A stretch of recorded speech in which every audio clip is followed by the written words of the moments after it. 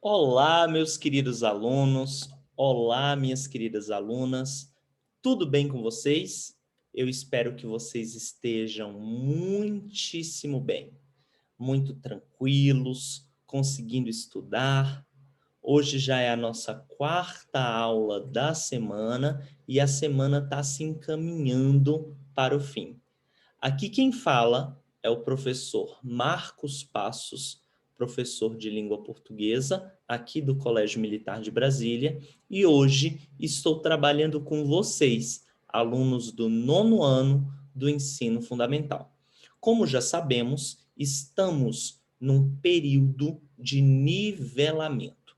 Nada mais, nada menos do que a revisão dos objetos do conhecimento mais importantes que talvez tenham sido prejudicados durante o processo da pandemia no ano passado, em 2020. Então, em 2021, para tentar recuperar, reduzir os danos e que vocês consigam acompanhar as aulas da melhor forma possível, nós estamos fazendo esse nivelamento, essa revisão.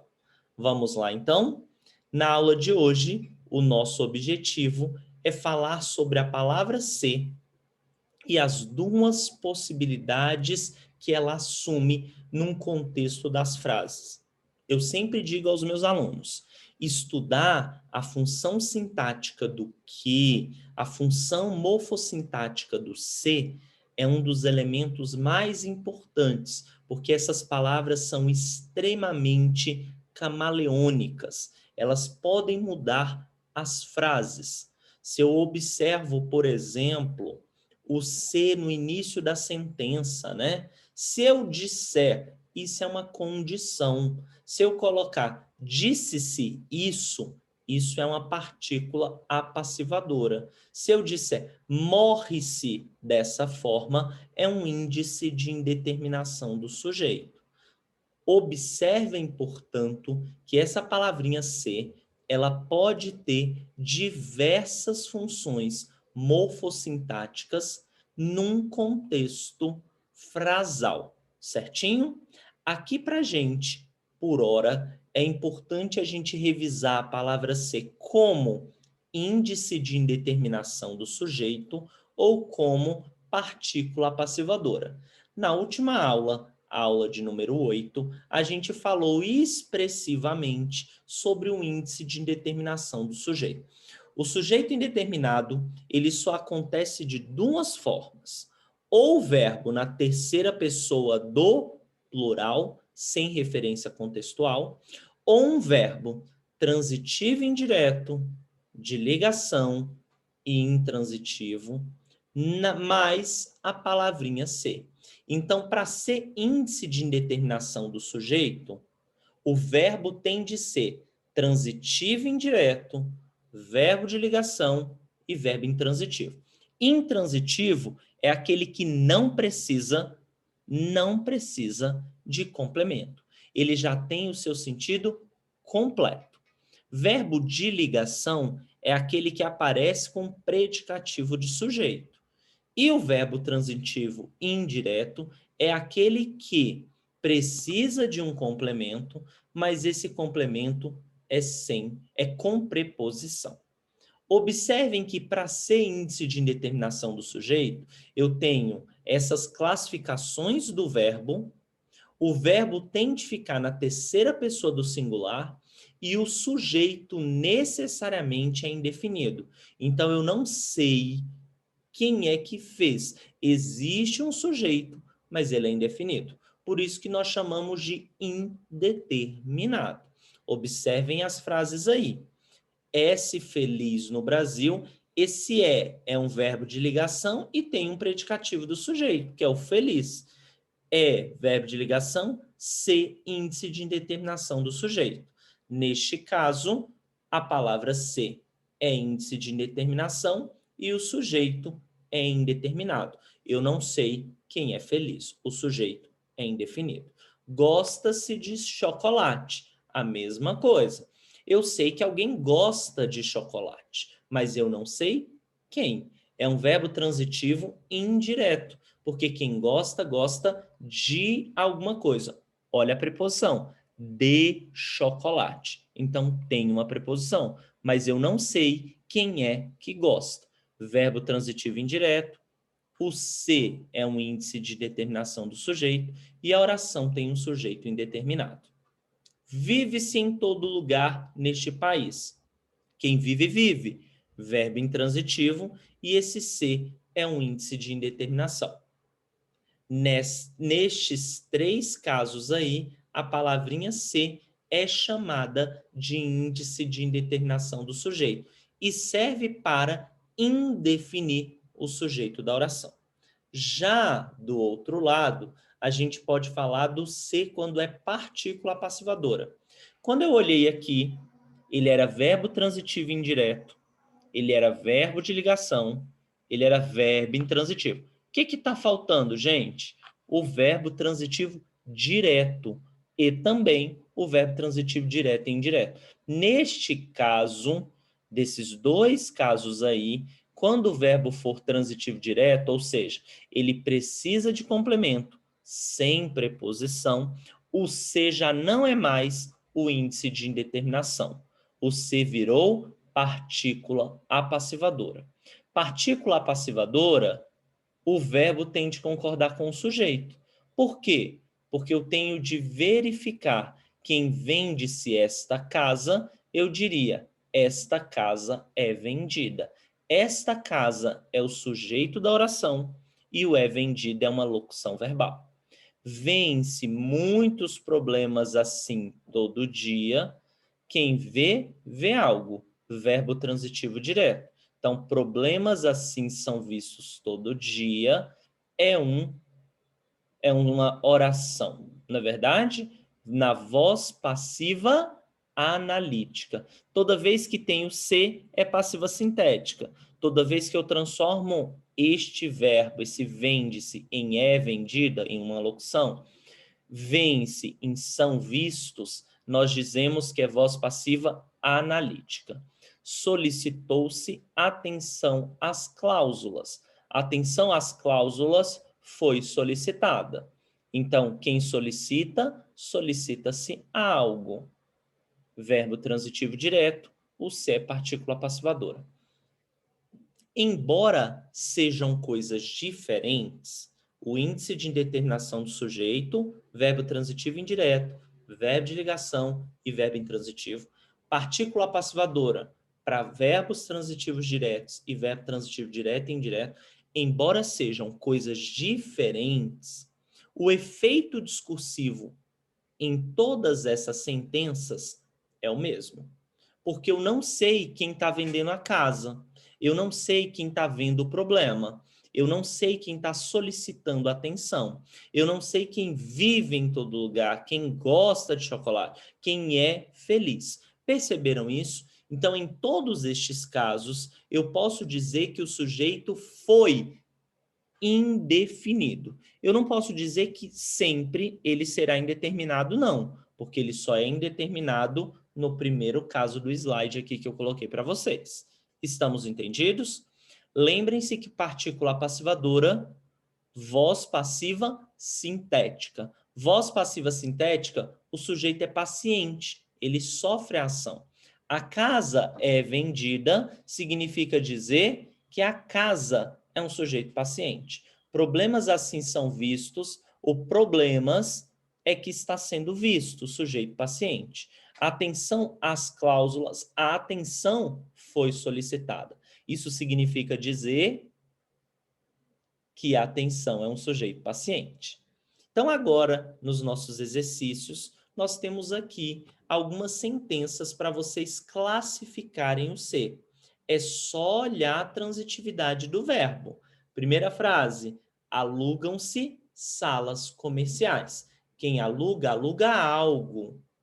Verbo transitivo direto. Se é verbo transitivo direto, o que é o ser? Partícula passivadora. Se é partícula passivadora, sujeito paciente, sujeito apassivado. Salas comerciais são alugadas. Verbo concorda com sujeito. Sujeito no plural, verbo no plural. Sujeito no singular, verbo no singular. A letra B, reclama-se de tudo. Quem reclama aí, reclama de alguma coisa. Então, é um verbo transitivo indireto. Se é um verbo transitivo indireto, esse ser é índice de indeterminação do sujeito. Sujeito indefinido, sujeito indeterminado. E na letra C, explicou-se a razão para as medidas. Quem explica, explica algo. Verbo transitivo direto. Se é transitivo direto, o que é o C? Partícula passivadora. O verbo fica no singular ou no plural? O verbo concorda com o sujeito. Sujeito indeterminado, verbo no plural. Sujeito apassivado, o verbo concorda com esse sujeito apassivado. Precisa-se de atendentes. Quem precisa, precisa de alguma coisa, certo? Se precisa de alguma coisa, verbo transitivo indireto. Verbo transitivo indireto, sujeito indeterminado. Trata-se de situações delicadas, sujeito indeterminado. Quem trata ali, trata de alguma coisa. Relatam-se problemas, o C é partícula passivadora, porque quem relata, relata alguma coisa. Verbo transitivo direto. Escolheu-se o presidente, quem escolhe, escolhe algo. Verbo transitivo direto, o C é partícula passivadora. Esclareceram-se os equívocos. Quem esclarece, esclarece algo. Verbo transitivo direto, o C é partícula passivadora. Os equívocos é sujeito paciente. O presidente da comissão é sujeito paciente. Os problemas de toda a natureza é sujeito paciente. E vive-se bem em países europeus. Quem vive, vive, verbo intransitivo. Se é verbo intransitivo, o C é índice de indeterminação do sujeito, sujeito indefinido. Batendo o gabarito, letra A, partícula passivadora, B, índice de indeterminação do sujeito, C, partícula passivadora, D, índice de indeterminação do sujeito, E, índice de indeterminação do sujeito, F, partícula passivadora, G, partícula passivadora, H, partícula apassivadora e o I, índice de indeterminação do sujeito. Agora a gente parou de analisar frase qualquer. A gente vai ler o texto para continuar nossa aula. E o texto nos diz o seguinte: é um soneto do Luís Vaz de Camões, um dos mais importantes poetas portugueses. E ele escreve um texto no formato de soneto. O que é um soneto? Tem 2 estrofes, cada uma com 4 versos, e 2 outras estrofes, cada uma com 3 versos. E a estrutura poética do soneto é sempre assim: quarteto, quarteto, terceto, terceto, quarteto, quarteto, terceto, terceto. 4 versos, 4 versos, 3 versos, 3 versos. Fazendo a leitura, mudam-se os tempos, mudam-se as vontades. Muda-se o ser, muda-se a confiança. Todo mundo é composto de mudança, tomando sempre novas qualidades. Ele já nos disse aí, o tempo muda, as vontades mudam, o ser muda, a confiança muda. O mundo inteiro, e não só todas as pessoas do mundo, mas tudo que existe no mundo é composto de mudança, sempre trazendo novas qualidades, novas características. Continuamente vemos novidades, diferentes em tudo da esperança. Do mal ficam as mágoas na lembrança, e do bem, se algum houve, se existiu um bem, ficam as saudades. Então, mágoas é uma saudade negativa, já uma saudade positiva é o que aparece quando há essa certa esperança. O tempo cobre o chão de verde manto. Um manto verde, perceberam isso? Ordem inversa aí. O tempo cobre o chão de verde manto. Um manto verde cobre o chão. Não é verdade? Coberto por quem? Quem é que cobriu? O próprio tempo. Que já coberto foi de neve fria. Então, esse verde manto, esse manto verde, antes estava cheio de neve fria. E, enfim, converte em choro, converte em tristeza o doce canto. Então, transforma a tristeza, os momentos ruins, em coisas boas. E afora e diante, diferente, este mudar-se cada dia, este mudar a cada dia, outra mudança faz de mor espanto. Mor aí é de maior espanto, que não se muda já como soía, já como acontecia. Galerinha, depois que a gente lê o texto do Camões, a gente observa essas sentenças aqui. Em relação ao primeiro verso do texto 1, mudam-se os tempos, mudam-se as vontades. Explique a função morfossintática da palavra ser no verso em tela, no verso em exame. Quem muda, muda algo. Verbo transitivo direto. Se o verbo é transitivo direto, o ser é partícula passivadora. Então, no primeiro verso, a palavra ser é uma partícula apassivadora que transforma ali, deixa o sujeito na voz passiva. Então, os tempos são mudados, as vontades são mudadas. A letra B, justifique com argumentos gramaticais o emprego da flexão no plural da forma verbal mudam-se. Como a gente já sabe, quando é partícula passivadora, o verbo tem de concordar necessariamente com o sujeito. Sujeito no singular, verbo no singular. Sujeito no plural, verbo no plural. Como é mudam-se as vontades está no plural, não é verdade? Se está no plural, o verbo deve ficar também no plural. E a letra C, indique a função sintática dos termos, os tempos e as vontades. Como já sabemos, os tempos e as vontades são um sujeito paciente. As vontades são mudadas, os tempos são mudados. Certinho? Batendo o nosso gabarito dessas questões, a letra A palavra ser funciona como partícula passivadora nas duas orações, visto que se trata de um verbo transitivo direto acompanhado de sujeito na voz passiva. A letra B. Justifique com argumentos a flexão no plural. A forma verbal mudam-se, deve aparecer no plural, em necessidade de concordância com o sujeito apassivado. Qual é o sujeito? Os tempos, as vontades. E a letra C. Os termos, os tempos e as vontades exercem função sintática de sujeito simples, que estão estruturados na voz passiva sintética. Estamos entendidos? Agora, para finalizar nossa aula, alguns itens.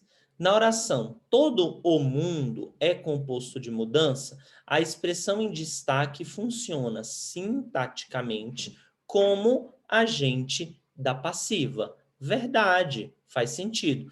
Todo mundo é composto de mudança. Mudança compõe todo mundo. A mudança é a responsável por compor o mundo, por fazer o mundo. Então, o item A é correto. E o item B? O segmento, o tempo cobre o chão de verde manto. Poderia ter a correção gramatical mantida caso a preposição por substitua a expressão em destaque. O tempo cobre o chão por verde manto. O verde manto cobre o chão por meio do tempo, é isso mesmo? Não, gente, essa oração está inadequada. Na verdade, aí é cobre de manto verde o chão. Cobre com o manto verde o chão, não é verdade? Então, a letra B está errada. E a letra C? A expressão mor encanto equivale a maior encanto e foi assim escrita para manter um número regular de sílabas poéticas. Quando falamos em poema, necessariamente vocês vão perceber um número de sílabas bem fechadinho, bem acertado. Mudam-se os tempos, mudam-se as vontades. Tira a última sílaba tônica e vai ficar mudam-se os tempos, 5 sílabas. Mudam-se as vontades.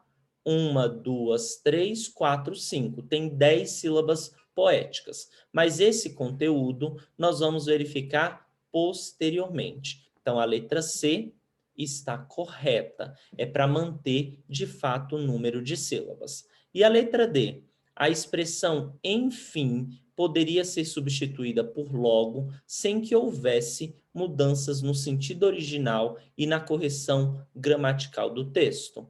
Então, aqui no enfim, ó, o tempo cobre o chão de verde manto, que já coberto foi de neve fria. E enfim, e logo, e então, e depois disso, converte em choro o doce canto. A palavra enfim, portanto, tem ideia de conclusão? Tem ideia de tempo, de demarcar que aquilo aconteceu depois? Tem. Portanto, a letra D está correta.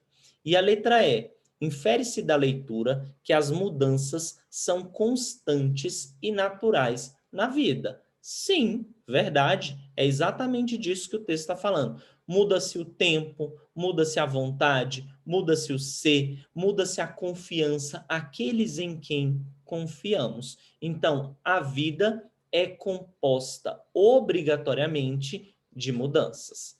E a letra F? O último verso da terceira estrofe aparece na ordem sintática direta. Vamos lá para o último verso. Tá bem aqui, ó. Converte em choro o doce canto. Converte o doce canto em choro. Então, aquilo que era muito feliz ficou triste, não é verdade? Então, o doce canto foi convertido em choro. Tá na ordem inversa ou tá na ordem direta? Tá na ordem inversa, não é verdade? E a última, a letra G. A forma verbal soía equivale semanticamente a acontecia. Só voltar no texto, que não se muda já como soía. Então, esse soía bem aí tem essa ideia de acontecer, não é verdade? Tem a ideia de que isso acontecia dessa forma, dessa maneira. E o último item que nós temos é esse item aqui. Perfeito. Opa! No fragmento afora este mudar-se cada dia, a palavra destacada é substantivo. Eu só estava verificando para ver se no dicionário ao qual vocês podem consultar em qualquer momento, se soer estava como um sentido de acontecia. E está sim. Só que há um elemento que é acontecer com frequência, acontecer sempre. Então, a mudança que sempre acontecia. Certinho? E o último item, esse mudar-se, a palavra destacada é um substantivo. É sim, porque ele é um verbo que se transformou num substantivo. Verificando o gabarito, o item 1 está certo, o item 2 está errado, não é certo. Eu já vou verificar para postar no AVA corretamente, tá bom? O item 3 é certo, o item 4 é certo, o item 5 é certo, o item 6 é errado, o 7 é certo e o 8 é certo. Estamos entendidos? Meus queridos, eu espero que tenha sido tudo muito tranquilo e que nós nos encontraremos nas próximas aulas, tá bom? Tchau, tchau. Até mais, gente. Um beijo.